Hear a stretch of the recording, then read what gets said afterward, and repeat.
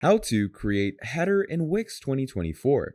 In this video, I'm going to be quickly showing you on how you can create a very good looking header for your Wix website in 2024. So to do this for yourself, what you are going to be doing is you're going to go over to Design Site. And once we come over to Design Site, obviously you can go ahead with any type of template that you have, or you can maybe ask AI to create a design for you, or you can start off with a blank template. So to actually create a good header, let's say I'm going to go over to this blank template and I'm going to click on edit. Now, once we do that, we're simply going to wait for the Wix editor to load us in to the main design page. And over here, what we're going to be doing is we're going to go ahead and start designing our very own template.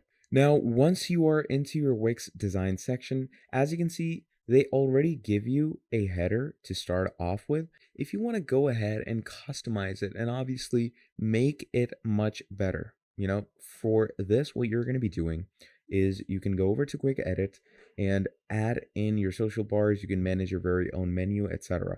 But let's say you want your very own custom header, okay?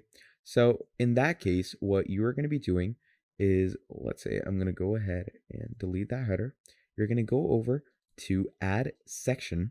And once you go over to add section, you can find your header sections from, or what you can do is you can simply come over to this place and you can search for a header.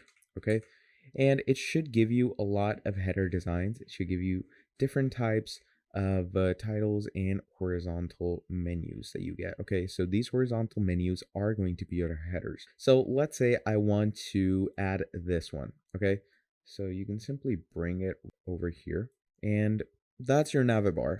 Okay, and you can obviously add different textings. You can add different colorings into it. So if I go over to edit text, I can write any brand name that I have. So let's say I'm gonna add Nike over here. All right, and moving on, you can go ahead, change the colors of your design. You can change the backgrounds if you want to, add a solid color behind them.